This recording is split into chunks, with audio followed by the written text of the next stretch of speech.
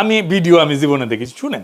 Vote গ্রহণ পর্ব শেষ হওয়ার পর যখন ভোট গণনা, রেজাল্ট শিট তৈরি করা, ফলাফল ঘোষণা, প্রতিটি পর্বে পর্বে ইলেকশনের ইঞ্জিনিয়ারিং করা হয়েছে।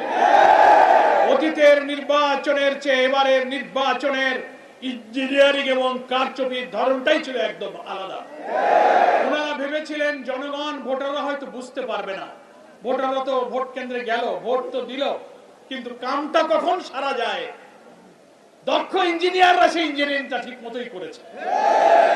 তা না হলে এর কি জবাব আছে যে রাত 9:30 10টা পর্যন্ত সারা দেশ থেকে ফলাফল আসতে থাকলো, 11 দলীয় ঐক্যে জামাত ইসলামী সহ সারা দেশ থেকে একের পর এক 9:30 10টা পর্যন্ত বিভিন্ন আসনে বিপুল বিজয়ের খবর যখন আসতে থাকলো, মানুষ জন আকাঙ্ক্ষা হিসেবে অপেক্ষা করছিল সংখ্যাগরিষ্ঠ আসনে 11 দলীয় ঐক্য জামাত ইসলামী বিজয়ী হয়ে সরকার গঠনের মতো সংখ্যাগরিষ্ঠতা ইনশাআল্লাহ লাভ করবে।